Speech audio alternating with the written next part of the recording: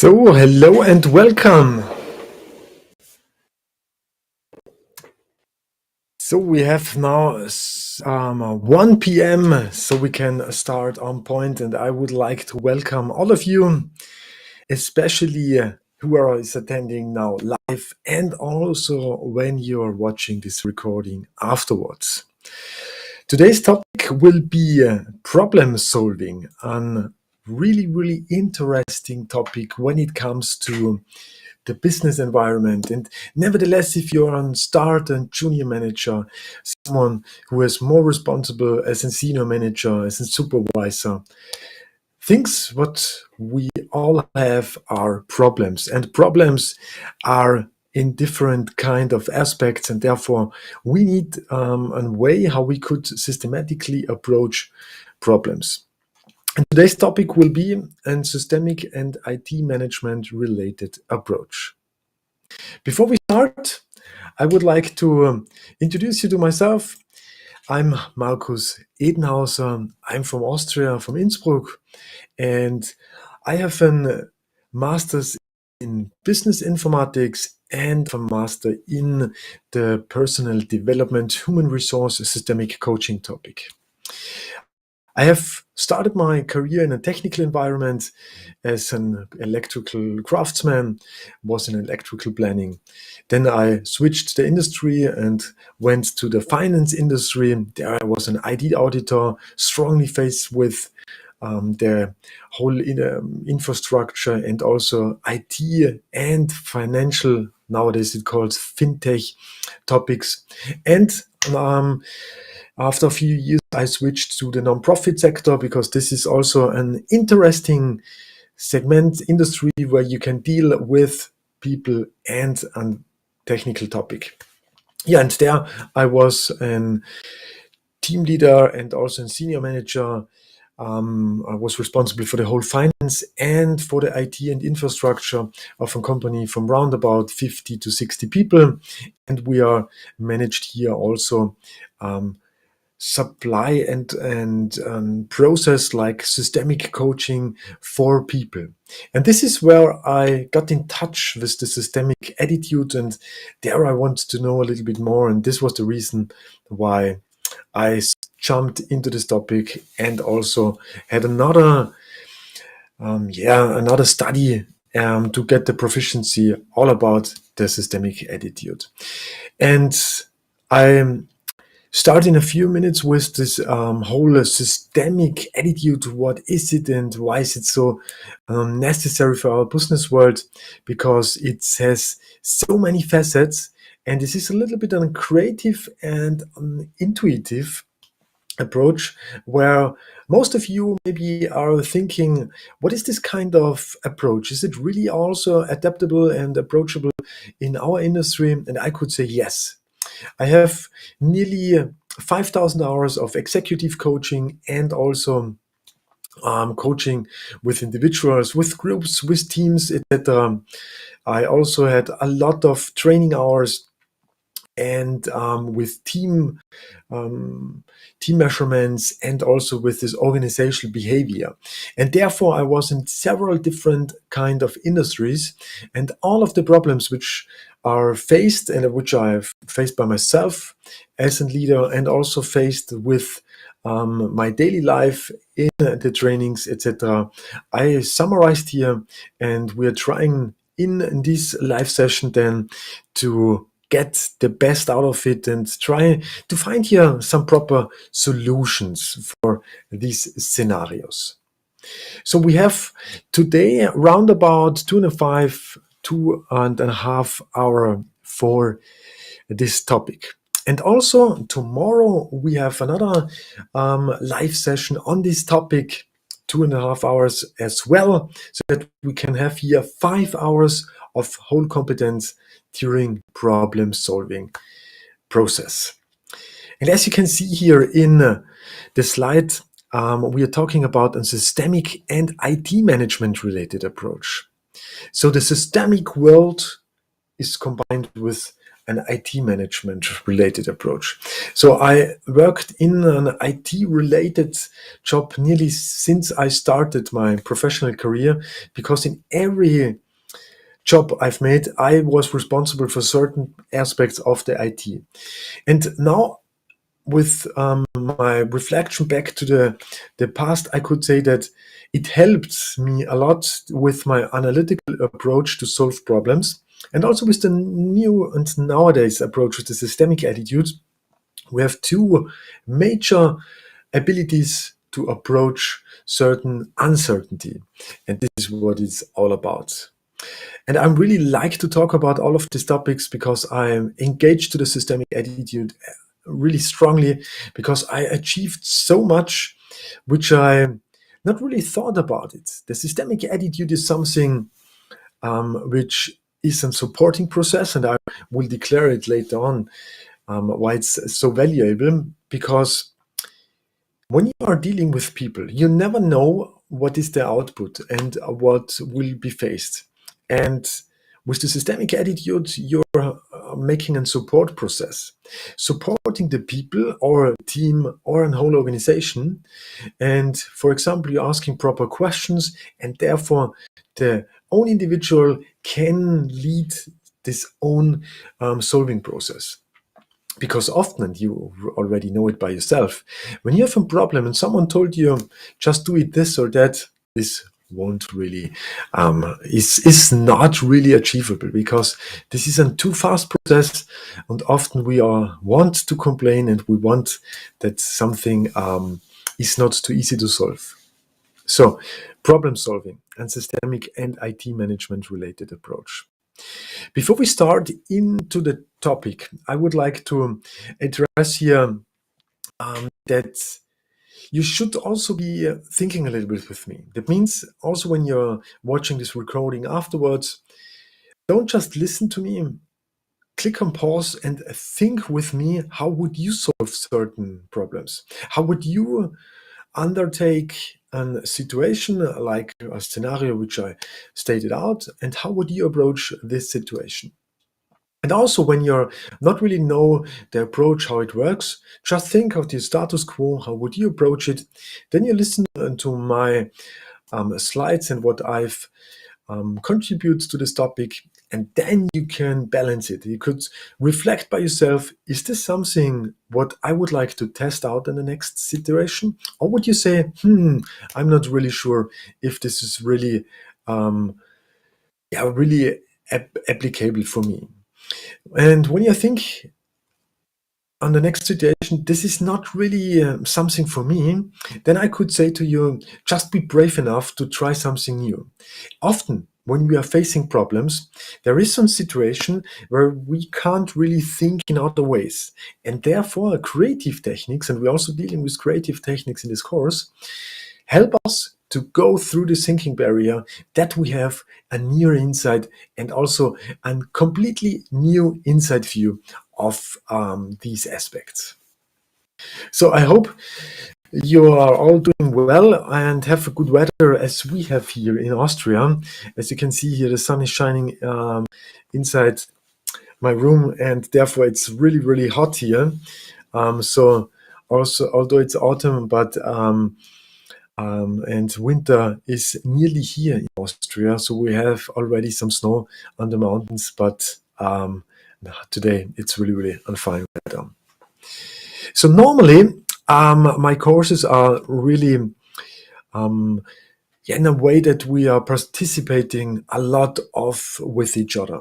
And also I'm making a lot of dialogues. That means if I have a question, if we have to deal with certain scenarios, I strongly involve everyone, because this is when the thinking process started, and when it started, there the learning can begin.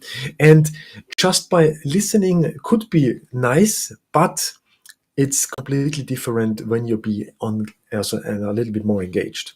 And therefore, I encourage you to be interactive with me, and also when you're watching afterwards this recording, to try to really listen and also start your own thinking process, reflect yourself, and also be a little bit more brave to try new things out.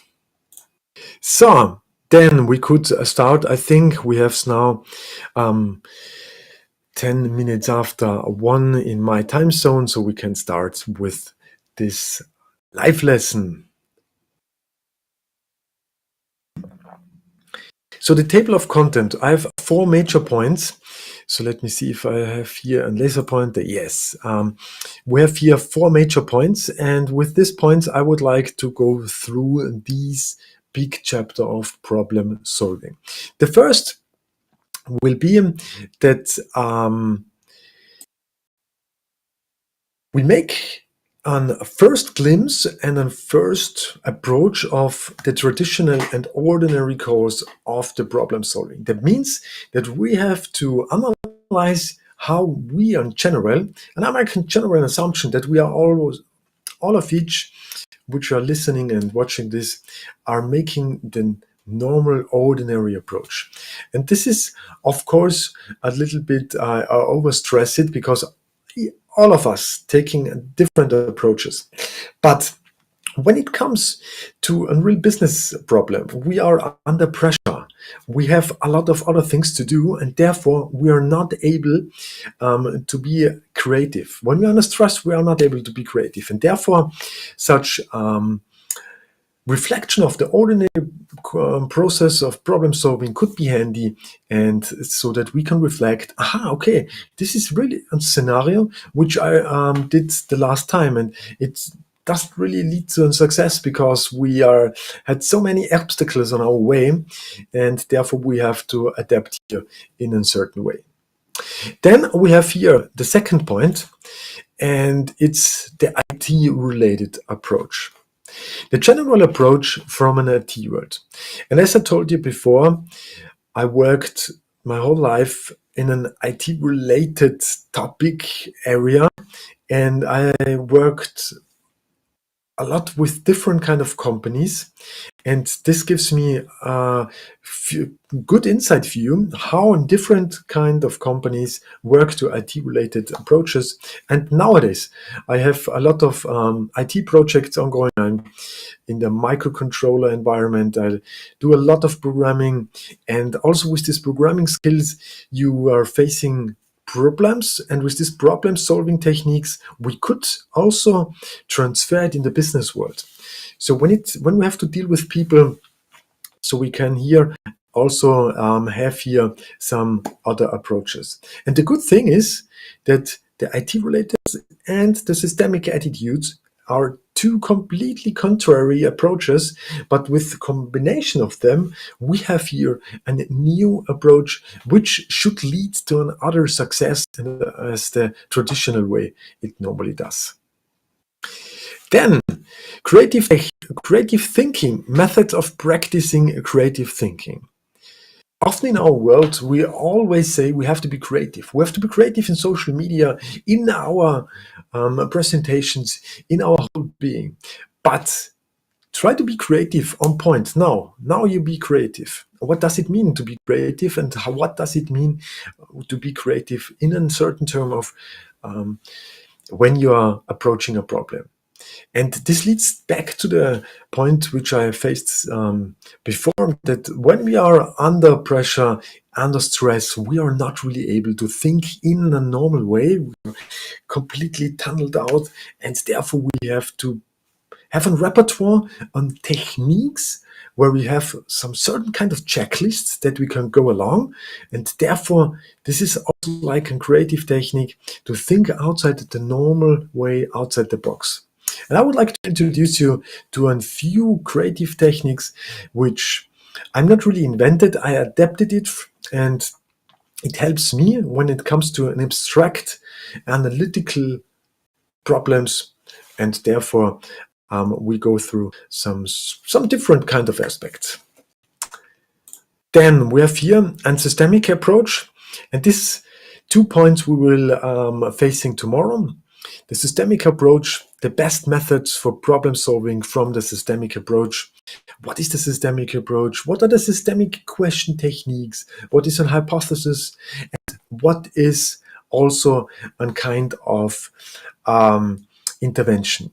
And when you attended one of my last live sessions here on this platform, you are already know what is a systemic approach. But I also implemented here some new aspects, also strongly related to the problem solving process, so that you get also here some new things out of it. Yeah, and when you get curious about all of these topics with the systemic approach on this platform, I have a few more courses about 5 to 6 hours only about about the systemic coaching. This is one of my bestseller courses. I sold them over 1,000 times, and also in German, I think over 2,000 times in the last 7 months. And it has all of the things which I combined in my last master studies. I and my work related from about 3 to 4 years experience I in this course. And also I have here human resource development for future leaders. Also around about 6 hours is also a bestseller course for me. And I have in planning, this will come out next year, the systemic conversation in the digital environment management. This is strongly focused on how we could deal with online settings with scenarios where we have to engage with real time with other people, and also combined what the systemic approach could possibly do. Yeah, and in the other ways, we are planning here a systemic leadership course as well. This is an thing where we try to introduce you into the world of the leadership with the systemic approach, because the systemic approach is not only to focusing on specific topics like coaching and human resource, it's more like a mindset, and this will help you in a scenario like in leadership daily basis, because you're also facing here with problems. And this is what I think it's so interesting when we are talking about problems, because it's also related to leadership, and we have to be accountable and responsible for something. And this systemic leadership and also systemic problem solving could be really good combined to each other. So, but now let's start with the main content of this course. So we have here traditional problem solving techniques. We need to understand how the majority of people are approaching problems, or is they're approaching problem solving. So it's necessary that we reflect how in a business environment our problems are solved. This helps us because problems occur often when we are not prepared. Because when we are prepared, we have like a schematic, and then we know, okay, there's a problem. Then we have to contact someone, and maybe we want to push the problem right away from us so that we don't have to deal. But if we have a certain level of responsibility and accountable, then we have to deal with the problem. And then we have to be responsible for the problem and have to find the solutions. And often the people try to find only a solution, and so that we can quit the task and go on our daily business schedule, and not to invest too much in this whole solving process. But what I would like to emphasize here is that when we are responsible for some business unit, for example, and also responsible for a team, we have to examine and reflect how is the team working when it comes to a problem. And this gives us valuable information so that we really know what is the approach, because we like routines. We like always doing the same thing because it doesn't need so much energy. And maybe when it leads the first time to success, why not use the same approach the second time? And this is what it's really difficult and danger, because the whole project could be jeopardized when we are using the same steps over and over again, because often it doesn't really fit to the situation. And to be aware of that, we are looking on the traditional problem solving techniques. So just a few moments. So yeah, this is the reason why we should also, before we jump into this whole problem solving techniques, we should examine here the way how we do it on a normal basis, in a normal way. So at the very first beginning, I would like to talk with you about how and what are problems in a business environment. And maybe you would say now, this is obviously a problem is something where I stuck with my decision making. And this is completely true. But think with me, what else could be a problem?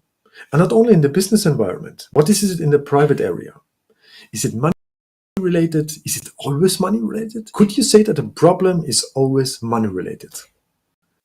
This could be my first question to the audience. And often this is really an engaging discussion, because people are used to have problems. Of course, we all have them.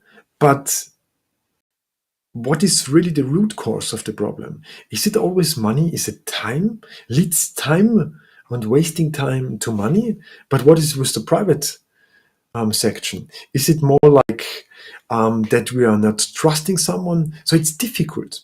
And therefore, problems could be all everywhere, not only in the business environment, but I would like to focus here a little bit more on the business side.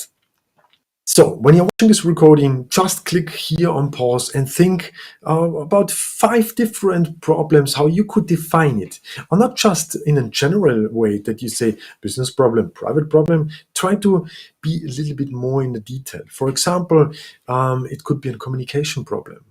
And then we could define it a little bit more in detail. What does it mean to have a communication problem? So, but I want to jump here not too much in front, so therefore we go step by step. And I have here a few brought to you a few problems, what I would identify, and therefore I would like to start with constraints. A problem could be occur when there are some constraints. And this is really powerful. And we are dealing with constraints also later on when it comes to a problem solution path, because these constraints will help us to find a solution, and we'll come to it later on. So, but now we are defining what are problems and why is a constraint a problem? Because we are not having really an option.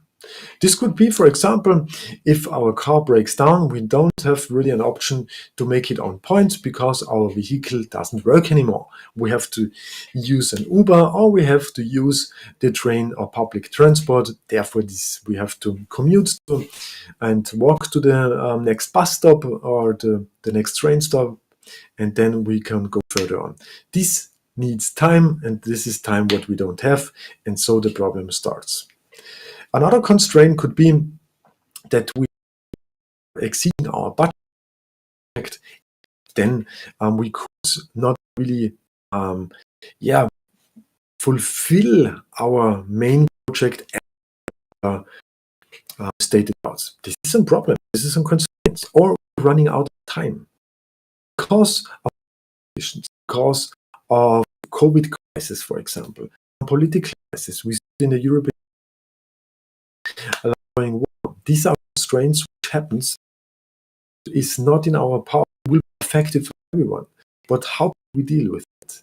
And these constraints are made by someone other, not by ourselves, and we in the company have to live with it.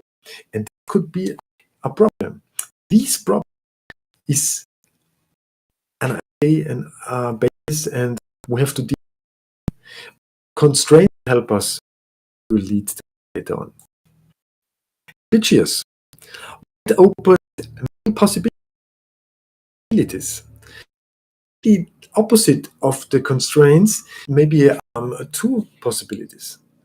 What is when your senior manager told you you should hire someone? Does it mean if you're running out of stuff and you need a little more manpower that you have to just hire one person for 40 hours a week? could you also hire some 2 people, so a full-time equivalent, 2 people with 20 hours is in summary also 40 hours, but 2 people are cost company often more than only 1 full-time equivalent, because you have to also deal with vacations, etc. So it's not an equal sum, but when someone is not really communicated in a real way, it depends on you. But maybe you have the power to decide it. Is it in your budget? And you can decide it as a junior manager to hire maybe 2 people for the project. Senior manager just give you the order to hire someone so that you can fill out the gap of the missing manpower. And as you can see, ambitious is a problem. It is also a problem that maybe when you are responsible for the infrastructure, that you're running out of computers for your new stuff, and you got the order that you have to get the infrastructure so that everyone has the proper instruments, the proper PCs. And you got an offer when you're buying 10 PCs, you're getting a discount from 10%, but when you're buying 15 PCs, you're getting a discount of 20%. But right now, you're not really needing 20 PCs, you're just needing 10. But the discount will be really good in the future because maybe we have to adapt here more stuff. And this is a problem in our business world. What do we do now? We are facing here, and we could solve the situation very quickly by just buying 10 PCs and getting a discount from 10 or 15%, but we are not getting the 20% when buying 15 PCs. And this is what good management decision is, to see your opportunity costs. An opportunity cost is when you are balancing 2 options, and one of the options could be put away because you're seeing it doesn't fit to my situation. And there's no proper answer for this ambitious problem, because maybe you're running out of money. You really just need 10 PCs, not more, not less, because you have some calculation. Therefore, you only can afford 10 new staff members, and of course you don't need any more. But when you have, for example, a 5 years plan, and you're planning next 2 years to adapt stuff, buying now some PCs so that you offer, so that some PCs not more, so you have here some reserve and space PCs. So maybe as a freelancer, even co-working space. This could also fit your situation. You can see, not easy to answer. Problems, another definition could be, it's a little bit uncertain. And we don't, as a human, just an approach is we like uncertainty. In not private world, business world, we like to have a fixed structure, like to on a daily basis our wage.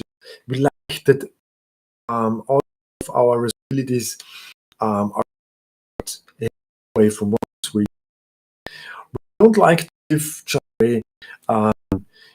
We need here also certain aspects gives us struggle with the private also with life. And an unpredictable situation is nowadays at a daily basis. We can't be sure what comes next. Maybe the war in Ukraine and Russia will be affected Europe. Maybe the COVID situation just comes to a new level in the 2020 year. Maybe we have a new pandemic. We really don't know. Also, the political situation tremendously change over 2 weeks. Maybe there's a push, maybe there's a new political. So all of things exchanged. Here, a short story. I work in the office sector around in the year of 2018. And there we have some, all of the political, just let me search what I'm searching for. It's the government. I think it's, the government will be replaced after period with the vote, and then Democratic voting the new government. And this government was a little bit side, not all of the social benefits, and the non-profit rely on supporting from the government, because this who gives us the offer to, for example, have some training for unemployed persons, for kids, for etc. And with the change of government, we have from 1 week and loss of our support money from around about 20%. And 20%, for example, we have around about 1.5 million in a year for all of these projects that we have. And of course, we have to fill them, but now with 20% money. What is the reason for that? Of course, one of the biggest costs in a company is resource. We have to, or the people reduce some working hours, so that we have to compensate these less supporting money. So cost reduction and also saving the hours, we go further on, and this is unpredictable. We have to be able, and this is a solution of I can hear this story once again. So that in this change of government, with this problem, and we have this cost reduction, and we were, who should we fire now? And this is not a situation.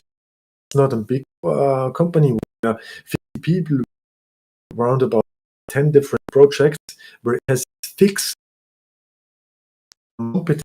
And when someone is, the whole not be succeed in a good way.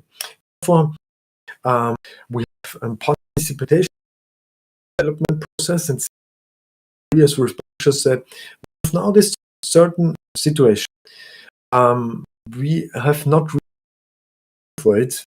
We are have to have a proper solution by the end of the week, because unless we have not solution, we are running out. No one can have this job anymore. And therefore, we have a team workshop. Of course, we as a manager, the last decision process. And this is all about the systemic approach. We're trying to find solutions with the team. This was the idea from the team. Everyone make a reduction of the hourly work hours, and we could make this was my part. I'm on a flip chart. You can see what the money which we are spending for the staff, and we have what we could spare and save, and then we have a new sum, and this in we could calculate now how much we saved, and of course in this day we could save it around about 15 to 18%, and the other missing around about 3 to 5% we cost reduction in the overhead, for example.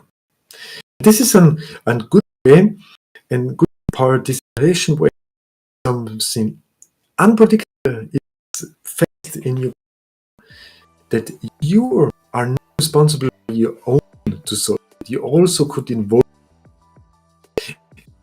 in our something like a status. This is also in bigger company. Everyone try to solve the problem by their own, because only then you're a good manager and be strong in your decision making. You should never change. But this is not really the nowadays mindset, because you are even more and better when you're can say that something is not in your control, but you will get in control. So